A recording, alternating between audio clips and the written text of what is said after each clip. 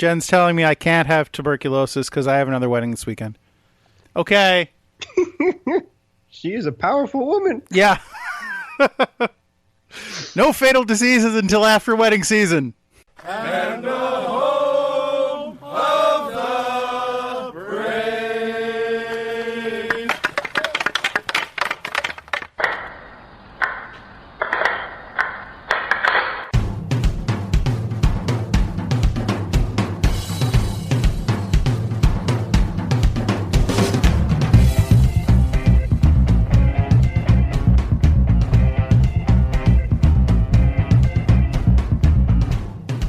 Game on!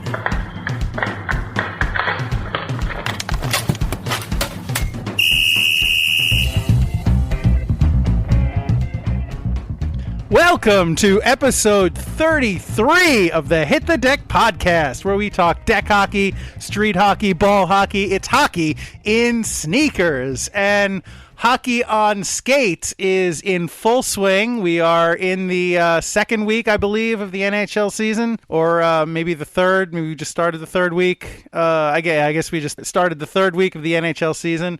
And I don't know how your team's doing, but my Rangers are doing pretty good. So, hey, hockey! Woo! How are you, James? I'm doing pretty well, Mr. Gary Maxer. How about yourself? I am doing pretty well myself. Yes, I am doing pretty well. I am a bit better rested than the last time we spoke, so that's good. Again, I want to apologize for taking last week off, but due to scheduling conflicts, there was just absolutely no way we could have gotten up a podcast. So, that's on me largely, and I apologize to you, our great listener, who has stayed with us and is the biggest part of the podcast and the most important part of the podcast. I feel like I let you down, so I just want to, extend my heartfelt apologies for that. No, just to explain to everybody out there, and Gary is living proof that actors and actresses are indeed real people, despite what commercials say when they say that these are real people and not actors or actresses, which whatever. But he's a man of many talents, is the American Rhino, so he's an actor and a thespian and a set director and a producer and whatever else you do. It was actually sound design and assistant director. Go. So, For this particular production. That's why the Rhino Mac was being pulled in many directions. Plus, he had a wedding to go to, and we were preparing for a deck hockey tournament that was supposed to be played, but whatever. Yeah, blah, blah, blah. I dropped the ball. Or the puck, as it were. No. All right, so I'm good, you're good. These people are overstarved for an episode of Hit the Deck, so why don't we give it to them? So let's jump right into tonight's starting lineup, and as ever, in tonight's starting lineup in goal, I am number 35, the American Rhino, Gary McComiskey, and of course, my co-host. On defense, number 4, I'm James Sajazi. Yes, sir, and... Wow. We are going to have a pretty, at least a partly seasonal podcast this evening. I don't think, as somebody with a background in stupid radio, I have done my fair share of gimmick shows. So, we're not going to shove the spooky Halloween theme down your throat. But we do have a few tidbits that you might be interested in, and just to whet your appetite for said tidbits, James, would you mind giving us what's on deck for this podcast? Not at all. Fantastic. Thank you, sir. You're welcome. Late to the party.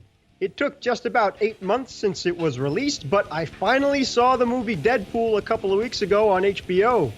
What does this comic book anti-hero have to do with hockey and this podcast? The American Rhino and I will gladly explain. Game misconduct. The LIQ and Hit the Deck were very much looking forward to competing in the Rocky Sullivan's Deck Hockey Tournament. That was supposed to be held on Saturday, October 22nd. The weather, however, was not very enthusiastic about hockey at Rockies and had other plans for us instead. And have a happy hockey Halloween!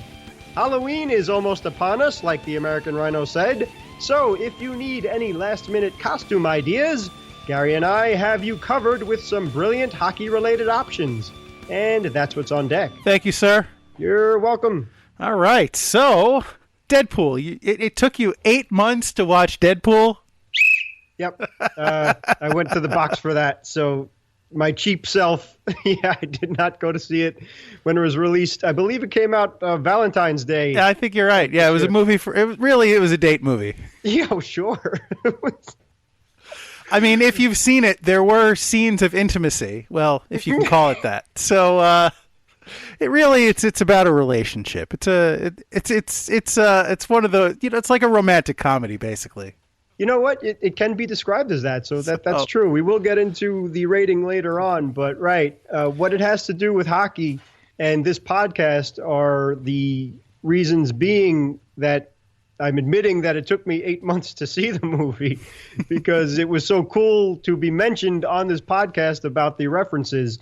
So, and again, I apologize, but thank you to HBO for broadcasting it for us cheapies out there. You're welcome. Yeah. So, on behalf of HBO, you're welcome. Thank you, sir. So there's one scene or maybe two, at least that I noticed, on the wall and I believe in the bar. There's a golden rhinoceros head hanging in the background. So immediately you got to think of the American Rhino, Mr. Gary Mack. You don't have to, but it's nice to be thought of.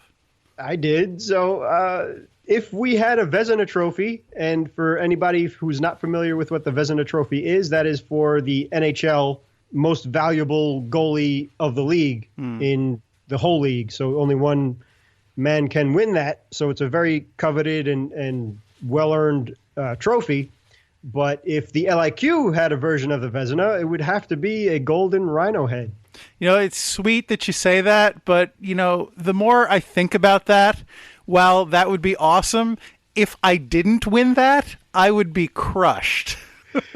and really, I understand, but the competition is fierce because Mike and Craig do an excellent job between the pipes. And even, Brad's primarily a scorer and a forward, but the few times he's strapped on the gear, he's a force to be reckoned with in goal himself. So Absolutely. You certainly can't discount him as like a defensive juggernaut in net. Brad is the man for us. He's our version of the great one.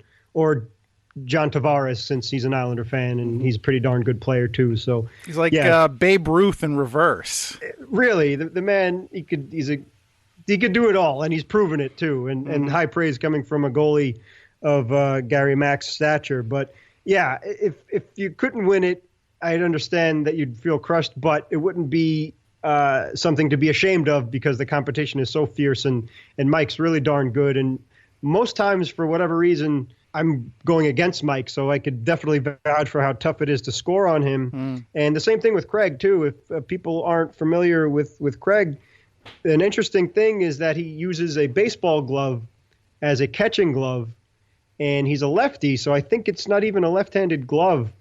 So for a left-handed catching, throwing player for baseball, but he's so good with it. You think you could score on him every time, and he's, like from the Matrix or something like that. Yeah, it's unorthodox, but he can work magic with that glove.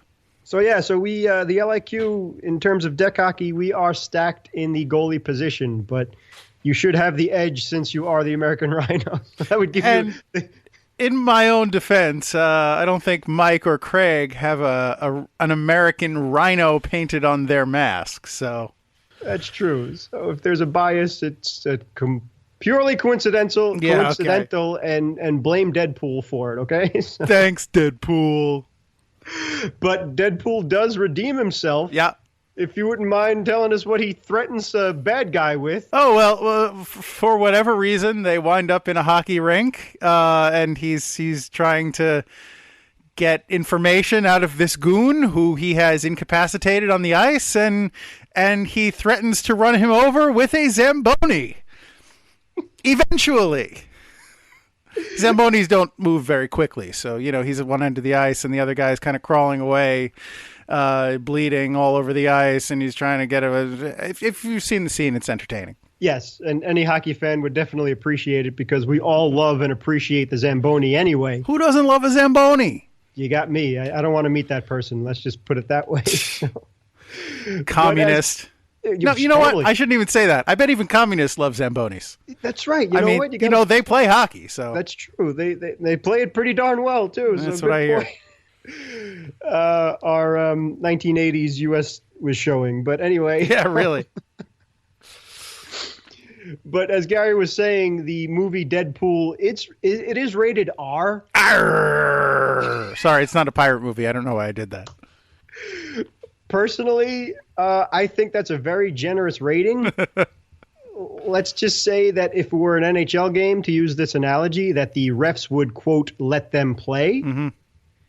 And it's not a movie to watch with a lady unless she, and I'm not being sexist here. Please don't take me the wrong way. But unless she has a really big sense of humor and already knows you very well and has a high opinion of you beforehand. Mm-hmm. Because as Gary was joking that it came out on Valentine's Day being a date movie, yeah. If that's the first time you're going out with that girl or she's going out with a guy and that's the first movie you guys see and maybe she's a little conservative or whatever the case is, it's not going to bode very well. The beginning could be a little awkward. Or depending yeah. on what you're into, you know what? I'm going to stop that thought right there. Yes, right. We consider this a G-rated podcast, so we want to keep it that way. Yeah. And so, yeah, I wouldn't watch the movie with your parents either, and definitely not any children under the age of 21. Yeah, so I don't remember if I told this story on the podcast or not, but when I went to see Deadpool with my wife, entering the theater, it was like opening weekend or maybe the weekend after. I don't remember exactly, but it was not long after the movie opened. It was middle of the day or getting towards evening maybe. But so we were going into the theater. As we were going into the theater, walking out of the theater was a middle-aged guy who I assume was a father and a little girl in full Deadpool costume, mask, swords, everything, who was I couldn't see her face because she was wearing a mask, but she probably wasn't more than 10 or so. So, it was just, having heard things about the movie even before I saw it, I thought that was probably a bad idea. Not to judge anyone's parenting, but, after having seen the movie, I can't imagine what was going through that guy's head. No, because if you're familiar with the comic, it was really true to form, the movie, because the comic, it's what they call a dark comedy, I think is the best term for it. And they really take it to a whole other level. And the idea of the character, it's a really sarcastic character. He breaks the fourth wall, if you're familiar with that term, that he actually talks to the audience, or if you read in the comic, he speaks to the reader instead of just diving into the world and pretending that it exists and you're following along and all that stuff. But I agree, it's very advanced and a lot of things that I don't think a 10-year-old boy or girl should see. But if she's that mature and understands that it's all fake, and hopefully there aren't real life people like that. And hopefully she's not in therapy. Right? So, hey, like you said, Gary and his wife are wonderful parents and excellent examples of what to do in bringing up a wonderful, beautiful child. So I'd take Gary's word on that, okay? So there you go. But speaking of game misconduct, yes, we were promoting this too quite a bit, more than the bar itself. Apparently, yes. Of Red Hook.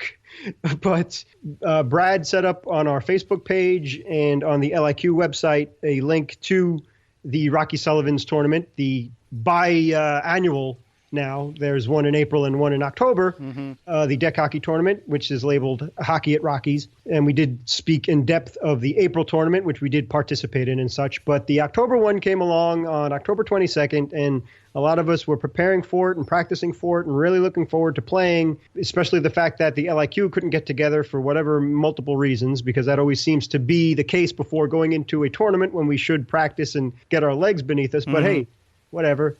But Mother Nature stepped in and kind of torpedoed the whole thing. But I do take full responsibility for telling everybody not to show up because from the LIQ, a lot of us are coming from far off on Long Island and deeper parts of Queens and such. So to get to Brooklyn, it's a real pain in the neck. And the weather was horrible. It couldn't have been any worse.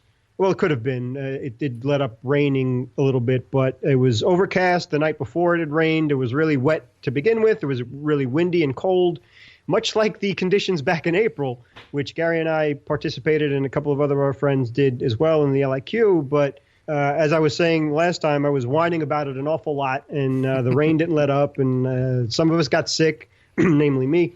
So didn't want to go through that again. So I do take full responsibility for torpedoing the LIQ from showing up in the October tournament. Well, I appreciate you taking that on yourself, James, but you really don't have to. We're all big boys and we can make our own decisions. And even that notwithstanding, before you went out and said, I'm not playing, there were a couple of other guys who were like, yeah, I'm not coming out today. So, I appreciate your wanting to take the blame for that, but really I think it was more or less a group decision. Yeah, and then we didn't take that lightly either because, again, we were really looking forward to it, and some of us were able to practice a little bit more than others and get together. I wanted to debut the new stick that Gary put together for me so brilliantly, and you could check out our YouTube page. Thank you for what we're talking about there. So it was really extremely disappointing to say the least, but just need to, No, I was just going to say it is a shame because this was going to be the last Rocky Sullivan's tournament in their current location because they are being forced to move. Now, fortunately, I understand they were able to secure a location just down the block from their current location, but I don't know how long it's going to take to get the new bar set up. So I don't know when the next tournament is going to be, and even if it's up pretty quick, it's not, even if it has the same name, it's not going to be the same bar. So I think in a way, this tournament probably was kind of special. So it is unfortunate that even if they played, and actually James and I don't know if they were played because nobody we know went because of the weather, and they have not been very good about updating their media, their social media and websites with any information about it. So, it's like Schrodinger's tournament. They exist in a perpetual state of having played or not played. So we don't know what happened that day, but assuming even if they did play, I'm sure a lot of people were in the same boat as us and didn't show up because of the weather. So it probably wasn't as great a tournament as it could have been if it happened, which we don't know if it happened. Exactly right. And in that line, if you did participate in the tournament, please let us know on our Facebook page. We'd appreciate it. We'd like to know if it was played and how many people showed up and if it was good competition. Exactly. Yeah. Because even people like myself coming from Brooklyn didn't even go. So yeah, if you have any information on that, we'd appreciate it just to let us know on our Facebook page. That would be cool. Mm-hmm. And just wanted to, again, thank Brad for very generously setting up a Facebook page so that all of us could stay on the, pun intended, same page and know if some of us were going to play or if some of us couldn't play or if all of us weren't going to go. So it was kind of like a Three Musketeers thing. We were all going to go together or not. So that made things a lot easier because especially when you're watching the weather, you could play it by ear. And if you need to start making phone calls, you're going to miss one or two people, especially people relying on others for rides and things, which is just really completely not fair. Mm-hmm. If someone thinks you're going to show up and you don't, that, like Gary says, that's being that guy. Okay. So that's really bad. Or if you have someone coming from Manhattan, like say Brett. Yeah, exactly. Right. And forcing anybody to use the subway is not fair, period. So especially going somewhere that would, God, I don't know what that commute is like on a Saturday. Mm-hmm. So good. So thank you, Brad, for making our lives a lot bit easier and saving us from showing up there and not having a teammate to be seen. So hey, way to go there, Brady. That's some good team captaining there. Yeah. And again, like Gary was saying, too, we were looking forward to not only playing in the tournament, but Gary even designed these really awesome Hit the Deck stickers that we wanted to hand out to all the people at the tournament because at least in the April one, that's how we met the Snipetown guys and a couple of other people from other hockey-related venues were there. So it would have been cool just to hand out those really awesome stickers to people and hopefully get another listener or two or just say thank you for listening. So I guess we'll have to catch you next time. So if you're on the hunt for one of those hot hit the deck stickers that you're seeing all over the place, just, hit us up and maybe we can arrange something. Yeah, definitely. And like Gary said, which I love, like, don't be a vandal. You're not a stickers. Yeah, really. Like, don't put it on where it says post no bills and things like that. We're not like, again, we're a G-rated podcast, okay? So don't slap it on the side of a bus or, put it on somebody's business or something. Just whatever. Just use it for your own personal enjoyment. Exactly. Like a notebook or something. Come on. Don't be that guy. There you go. You listen to the podcast. You know. Very good. All right. So, I don't have a segue here. Halloween! Come on, that was great. Happy Hockey-ween! Seamless. Yeah, clearly. It's like, I didn't even notice that they transitioned from one segment to the next. It was like butter. That was a cross-ice pass right on the tape, baby. Yeah. Anyway, so Halloween is upon us, or at least it will be in scant few days. So fortunately, I know you're racking your brain as to what kind of costume you can come up with. What last-minute costume can you pull together for Halloween, which is on Monday, this coming Monday. Like, what's today, Friday, when this drops? Like 3 days from now. Monday. You know what Monday is. So it's not just about giving out candy or getting candy. It's about cool costumes. And we have the hookup for you. Don't we, James? Yes, we do indeed, sir. So we have some good ideas. And Gary and I came up with ideas on our own. And personally for me, I just wanted to check the internet to see if they were already taken, because we do our homework and we don't like to step on toes or whatnot. So the internet is full of very clever, brilliant hockey fans. We kind of narrowed down our favorite costume ideas that you can pull off. You probably get stuck paying extra shipping if you order these things online, but all of these are available in costume stores, I'd imagine, and even toy stores like Toys R Us and such. But eBay and Amazon, and if you could Google or Skype, or not Skype, if you could Google or whatever search engine these things, you can find them on the internet. And a lot of this stuff you can make yourself too. That's exactly right too. So these are doable. So that was what we also had in mind as well, is that we put the hockey spin on it, and something that if you needed to, if you were racking your brain, you just couldn't think of something, here you go. So Gary and I have you covered. And if you wouldn't mind leading things off, Mr. Mack. Well, hot on the heels of the second, I feel weird calling it the second because it's not the second, but it's the second in this series, the Teenage Mutant Ninja Turtles movie, which came out over the summer and featured famous hockey mask wearing vigilante Casey Jones. You could be Casey Jones, which is why I brought that up. You see how seamlessly I'm just all about the transitions tonight. Oh goodness. So the thing with Casey Jones, he wears a hockey mask and he attacks people with sports equipment. So there's a few different interpretations of the Casey Jones character, but they're all basic variants on your classic white hockey mask with the holes in it and the what have you. Basically different shapes of that. And so if you can get your hands on one of those, I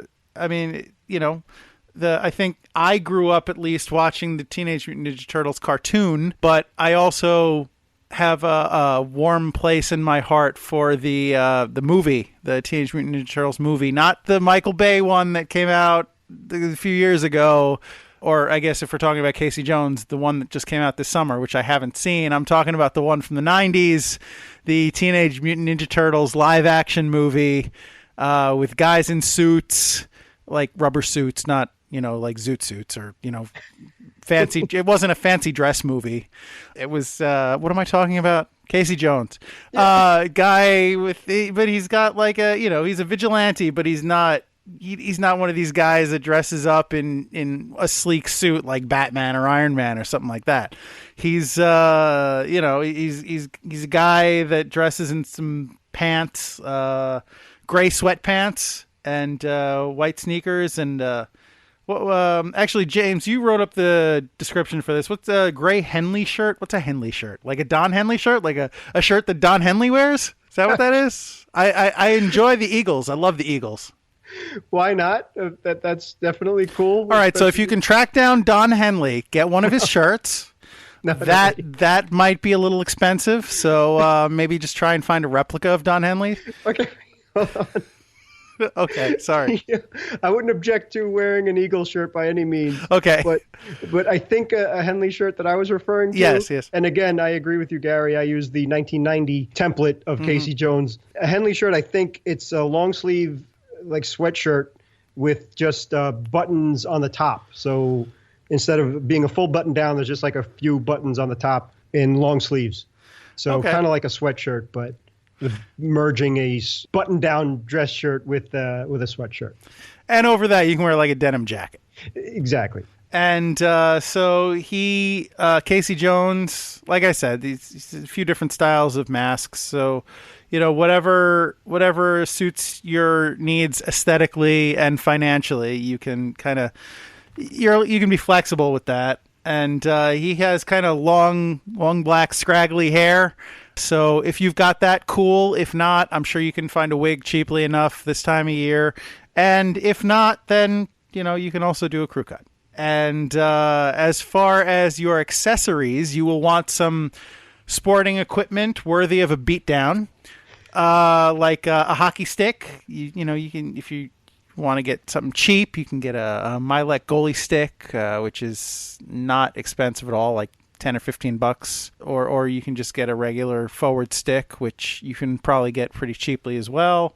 You can get a bat, which James suggests a wiffle ball bat, which I guess if you're going to be carrying it around, that's probably, it's a costume, so you're not going to be actually fighting any crime with it, I'm assuming. One assumes that you're not going to just become a vigilante full time, which, look, no judgment. If that's your calling, that's fine. But we here at Hit the Deck do not encourage illegal activity. So you didn't hear it from me. and a golf club. So, a golf club is another fine tool for bludgeoning the ne'er-do-wells in your particular neighborhood. So, just something to consider. It could be a plastic one too. Yep, sure, absolutely. Like one of those little Fisher Price kind of fashion plastic. Yep. There you go. Okay, great, nice. And preferably, if you can find a golf bag of some sort to keep all this in, that's not too heavy and isn't like fancy, something just old and beat up that you can put some stuff in. That is also, that's what he carried his gear around in, a golf bag slung across his back. Casey Jones. Exactly right. And if you're familiar with golf, it's kind of like a practice golf bag. So it's really small. It's not like those, like Gary said, not those big bulky. But don't look at the PGA either. Not those bags.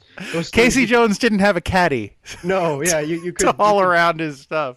You could fit a small family in those things. But for the practice golf bag, it's like usually made of vinyl, and it's just designed for a couple of clubs to be put in there. So it would be perfect for your Milek stick, your wiffle ball bat, and your plastic golf club if you're going to be holding on to one of those while you're trick-or-treating. But you figure that if you are trick-or-treating, that you'd need a bag to keep your loot in too, so you're going to need a free hand at that. But Gary, I'm just curious, would you recommend I think I know the answer to this, but explain why a goalie stick would be a lot better option than a forward stick if indeed you are a vigilante and you want to do the most damage to the bad guys. Well, actually, James, I don't know if I agree with that. I think it's down to personal preference and style, frankly, because a goalie stick has a much thicker blade, a much larger blade, so you can, I guess, get more coverage and hit people possibly with a larger area if you are in fact assaulting someone. And it's also designed to be held with one hand. So, I guess the balance point is it's shorter. So if you're going to be wielding it one-handed, then you're going to have the advantage with a goalie stick. However, if you're more of a two-handed swinger, the goalie stick isn't very good in terms of being able to move it around. I guess it's not very agile, is what I'm trying to say. I think a forward stick is a lot more aerodynamic, and if you're really going for like a swing, then you're probably going to want to use a forward stick or a defenseman stick, just because that's, it's meant to be shot with that kind of that motion, that kind of swinging-ish motion. So that's what it's designed for. Plus, I don't know who you are theoretically going to be beating up with this stick, but if you're somebody who needs a long reach, obviously a forward stick is going to be longer than your typical goalie stick, and you can get more distance with that if you're going to be a vigilante, which again, James and I do not recommend. No, excellent. That's a wonderful scouting report on that, and much appreciated. But again, exactly, we're just talking about characters. We're pretending it's Halloween, so hopefully you won't come across Bebop or Rocksteady or The Foot, and you don't need to put any of this stuff into real life action. By the way, before we move on from Casey Jones, there's just one more thing I want to point out. So in the Michael Bay movie that came out over the summer, Casey Jones was played by Stephen Amell, who is, I guess, popularly known currently as playing the Green Arrow on TV, on TV's Arrow, another costumed vigilante. But so in a recent episode of Arrow, he's mentoring another vigilante who wears a hockey mask. And so he makes the comment at one point that he really likes the hockey mask. Nice. So it was just a nice little nod to the character that he played over the summer in the Turtles movie. So, Casey Jones, everybody. Very cool. Very cool. Mm-hmm. And just speaking of the mask, as Jim Gary Carrey and I are fans of the Ninja Turtles, Yes, especially since we grew up on the late 80s and early 90s version, and they have come across reincarnations with modern cartoons and, like Gary said, the modern movies.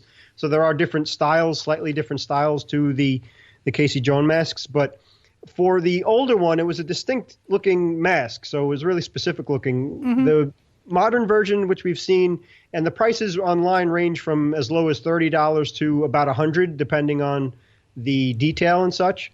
So if you want to stick with the 1990 version, that could run you a little bit higher. If you want the modern version, which I'm assuming is from the cartoon, it looks like a regular old style goalie mask with a skull painted over it, like the black eyes and the teeth. That might be from the movie. I don't know. I haven't seen the movie. Okay, yeah. And, Gary and I are showing our age a little bit, but I think that's a good thing, though. It'd kind of be weird to go see the Ninja Turtles movie. Kind of like the opposite of the Deadpool thing. But anyway. Yeah, I don't know how many people have ever actually used the phrase good thing and the Ninja Turtles movie in the same sentence, at least regarding the Michael Bay versions. There you go. But you're right. The kind of classic Casey Jones mask is much more squared off and kind of angular. So it does have a very distinct style. But again, if you're on a budget, then I think you can get away with just a regular hockey mask, a regular, white kind of classic hockey mask. Yeah, as a matter of fact, a few years ago, I was in Rite Aid or CVS or one of those Duane Reade places, and they have a little section of last second Halloween costumes that you may grab. And they always have a generic, really thin plastic goalie mask just for if you want to play this guy, Jason Voorhees. So why, Gary, I'm curious, why do horror movies love goalie masks so much? What's that all about? If you want an honest analyzation, I think, is that even a word? Analysis? Skeletorial. Yeah, right.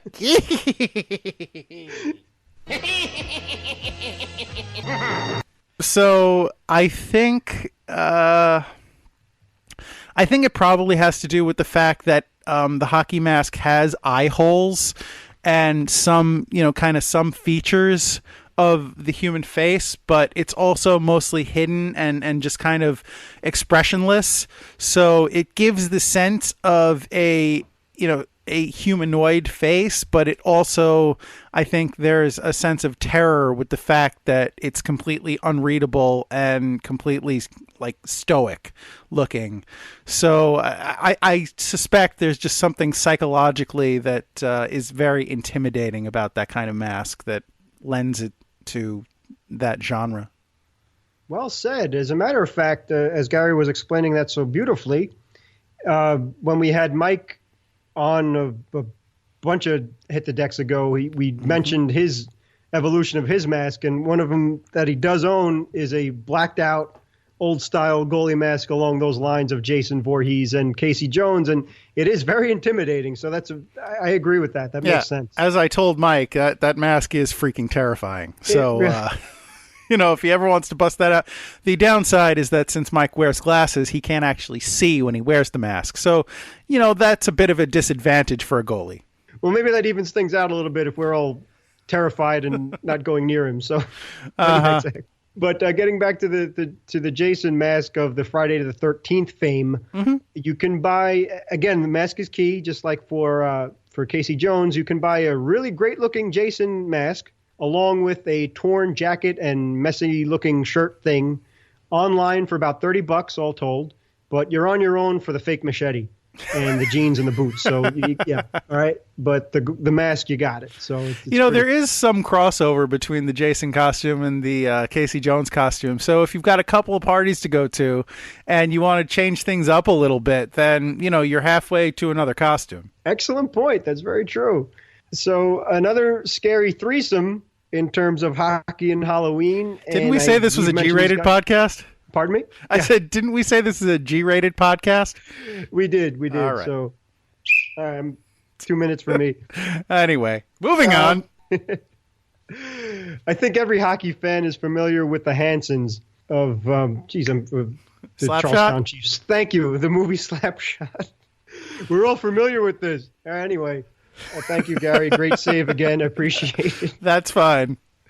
The Hansons from the movie Slapshot. Yes. They are a distinctive-looking bunch, so the important parts for this costume would be the black glasses, and you don't need real glasses. You could get fake ones with no lenses if need be.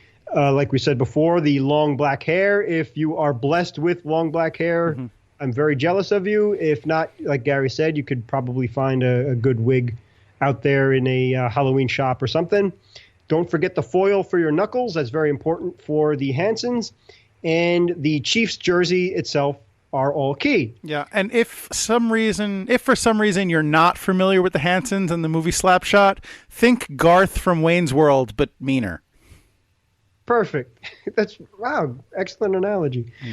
So, and if you don't want to splurge on the jersey and the hockey pants and such, you can opt for the Hanson t-shirts, still with the fake plastic glasses and the long black wig if need be. You could buy all of those things online for under $50. Not sure about shipping, especially if you need it quickly, but whatever your budget may be. The jerseys I've seen a few in person at hockey games and things, and they're pretty good quality jerseys along the lines of the old CCM style of the old official NHL jerseys and such. They could run you for about $150. Just make sure you buy it from a legitimate website because there could be some fakies out there. But the Hanson brothers, in the movie, they're brothers, and Jack, Steve, and Jeff, and they're numbered 16, 17, and 18, and they do not have their names on the back of their jerseys. So just keep that in mind. But if you are a Slapshot fan and a hockey fan, you already know that. So. And this is not to be confused with the band Hanson, which, you're also welcome to dress up as. Frankly, I think anyone dressing up as the band Hanson in 2016, that's pretty scary, frankly, all on its own. The downside is that it has nothing to do with hockey. But the upside is, at this point, you could probably get some facsimile of Hanson pretty cheap on eBay, because nobody wants to dress like that. So I assume there's a surplus somewhere of something. So, bop or whatever. I don't exactly. I don't know. Just move on. Forget it. Okay. All right. So from there, as Gary and I were saying, there are many great hockey fans are just really very intelligent and a creative bunch. Mm-hmm. And not to pat ourselves on the back too much, but no. But they have posted many a picture. You can Google these things or whatever search engine you use, and go to images and type in hockey Halloween or something like that, or hockey Halloween costumes, and you'll come up with a plethora of great original ideas. So Gary and I narrowed them down. Besides the superstars of hockey Halloween characters, which we just went through, being Casey Jones, Jason Voorhees, and the Hanson brothers. Yeah, but, and just a quick aside, if you dress up as Sidney Crosby for Halloween, we have a problem. You and me have a problem. Just be aware of that. Carry on. Yeah, you've been warned, okay? So there you go. Don't anger the rhino. No. And especially a penguin stands no chance. So anyhow, one other thing that you could do is go as the greatest trophy in the history of sports. The golden rhino head. The second greatest. I kid. That's not actually a trophy. Yeah. Yet. Well, not yet. But Lord Stanley Cup. Yes, Lord Stanley's Cup. Very clever and very original. I've seen the coolest thing I've seen is in general, and it doesn't matter if you're a guy or a girl, it could go either way. But the coolest thing I saw, if you're a couple, that the guy dressed up as a hockey player and his girlfriend or wife went as the Stanley Cup, and it was really cool looking and cute and adorable. And if you're a guy, you love the Stanley Cup anyway, so it might as well be your favorite girl dressed up as Lord Stanley Cup, and vice versa. If you're a female hockey fan and get your favorite guy in the Stanley Cup, just make sure nobody picks him up and tries to drink out of him or whatever. But although yeah. I will say, if that is your costume of choice, I would get on that, working on that right now, because engraving all the names is going to take you a little while. Yeah, that's excellent point. You know, it's a little fine detail work there, so you should probably get going on that. Definitely, yeah. So, but it looks like various materials that people have used. You could go with aluminum foil, or it looks like Gary's definitely the much more creative of the two of us. So it looks like they have some kind of silver material that you could wrap around, and I don't know, some kind of wire. I don't know if they make them large enough diameter, but something like the dryer exhaust tubes that they have, something like that would probably make for a good material for a Stanley Cup if you can get it wide enough. True, and I think it looked like duct tape too along that kind of. You gotta have duct tape. Come on. Well, yeah. Either way, but so definitely, I agree. It's like cowbell. You gotta have more duct tape. No question about that. Another clever thing we've seen is people dressed up as a hockey puck. Now, you may think that may be a little bit difficult, but no, I've seen it at Ranger games. It's they do. Yeah, well, it is hard to get around. However, it's true. And you could go, if you want to go nostalgic with the old style NHL logo on it, or if you want to go with the modern day one, but that's your choice. And something that we did not see, but since we're a deck hockey podcast, go as a deck hockey ball. That's doable too. So a big orange ball, and just make sure you don't run into somebody dressed up as Casey Jones in case he try and hit you. So, plus the benefit to dressing up as a giant ball is if you run into somebody dressed as Indiana Jones, you can just you can reenact one of the most famous movie scenes in history. Oh, please! That's great. If you pull that off, please send that to us. We'd love to see that. That's awesome. Yeah, that would be awesome. If you do that, we'll give you a whole pile of free stickers and whatever else you want. That's great. Another clever costume we found was a blind referee, also known as a referee. There you go. Yeah, pardon the redundance. But the cool thing is that you could get a referee sweatshirt anywhere with the zebra stripes. And we've seen various takes on this, with people wearing the black sunglasses and having the stick to poke around with. And we're not making fun of blind people here by any means. So, just take that for what it's worth. But making fun of referees is always, you never get penalized for that. So yeah, that's low-hanging fruit. There you go. And another thing is zombies are pretty popular nowadays. I mean, just look at this year's presidential election race. But sorry. Anyway, there are posts online of young ladies. I think there are a couple of guys, too, I've come across, too, who've posted their pictures who appear to have hockey pucks embedded in their heads, and they have very pale complexion and blood as if they were killed by that hockey puck. Nice. Very, very clever. No coincidence that one picture I saw, the girl is wearing a Capitals jersey and another girl is wearing a Flyers jersey. Maybe they aren't costumes after all, actually. Hi-oh! Please send complaints to Dave Ajazy at ditthehek.com for everybody that was just offended by that, okay? So there you go. And winding things down in the great ideas for hockey-related Halloween costumes. Before we wind up, before we finish off, I had another idea that you could dress up as rod hockey. Oh yeah, that'd be very cool. Of course, our old friend Rod Hockey, the rod hockey player. So you could just dress up as a hockey player, but with a metal pole sticking out of your back or whatever. Yeah, I got to ask Patrick if he still has that rod hockey set, but his referred to as Guy Smiley because every player was a one-dimensional cutout of hockey players, and they all had smiles on their faces. And just to pull it all together, I actually had, as we discussed in a previous podcast, a Teenage Mutant Ninja Turtles rod hockey playset, which included Casey Jones as one of the players. So it all comes full circle. Well done, man. Beautiful. And please round us out with the great idea. Will do. We mentioned it before, and we'll mention it again. A Zamboni. Who doesn't like a Zamboni? Seriously. Right. And seriously, if you or someone has to use a wheelchair, here's a friendly reminder that you have just as much right as anybody else to have as much fun as you possibly can. So God bless you and your excellent attitudes out there, by the way, if you are in a wheelchair, if you know somebody who is. But the very clever, great parents out there and siblings, instead of just not including these people, they not only included them with open arms, but gave them the best costume in the world. I mean, that's that is pretty cool. Awesome.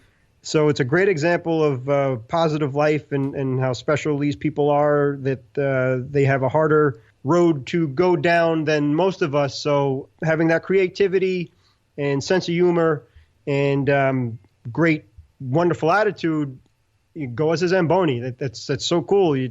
Everybody's going to notice you, and hockey fans will flock to you instantaneously and instinctively. So, and you're going to have a lot of room to keep your goodies in too. So that's another benefit. So just be careful that little kids don't want rides, because that's been known to happen. Right. And if that little girl who's dressed up as Deadpool comes around and wants to drive you, that may be a problem too. But yeah, hey, seriously. Yeah. So there you go. So have a happy Halloween out there. Everybody be safe and enjoy. And hopefully Gary and I helped you out and bailed you out if you were stuck with an idea. Yes, sir. Last minute remaining in the podcast. All right. So another successful, well, your mileage may vary. Another successful podcast here on the Hit the Deck show. Since when is this the Hit the Deck show? What is wrong with me, James? Anyway, thank you for enjoying, knock on wood, another Hit the Deck and sitting here with James and I and hanging with us. And I don't know why I'm going, whatever. Anyway, we appreciate you listening to us. We hope you enjoyed. We hope you have a very happy and safe Halloween, and obviously a week filled with deck hockey, as is always our wish, because, what could be better? But before we officially end the podcast, just want to, speaking of our wonderful, great, beautiful fans out there and listeners and loyal listeners at that, one particular special one by the name of Sue celebrated a birthday recently, so very happy birthday to you. Hope you had a great one. Happy birthday to Sue. Happy birthday to Sue. Happy birthday, dear listener. Happy birthday to Sue. All right, yeah. So anyway, Happy birthday. If you are not named Sue and you have also had a recent birthday, happy birthday to you too. And if you don't have a birthday anytime in the near time to now, get off the birthday bandwagon, man. You got your time. Stop trying to horn in on all the birthday action. This isn't for you, okay? It's not all about you. Honestly. Some people. Anyway, please be sure to send all your complaints. Aside from David Jay-Z, please be sure to direct any of your correspondence to us here at hitthedeck@gmail.com or drop us a line on Twitter at hitthedeckpod and the other usual suspects, Facebook, YouTube, Instagram, etc. Please, if you have not already done so, subscribe on iTunes or Stitcher, because that's the way that you can be sure to get a steady diet of this sweet, sweet Hit the Deck action. We'd, of course, like to thank Pops for being the voice of the podcast, Anthony Sajazi for music used in the podcast, the LIQ for our delightful sound effects that we use here in the podcast. James, anything you want to add? Can't follow that up. That was brilliant. All right. Well, so, as I mentioned earlier, it is worth repeating that this Monday is Halloween, and everybody, we want to have a safe, sound, happy, and fun holiday. So please, I implore you, on Monday, as with every other day, remember, it's deck hockey. Don't be that guy. Thanks, everybody. There's a Zavazu Zingao. I have nothing.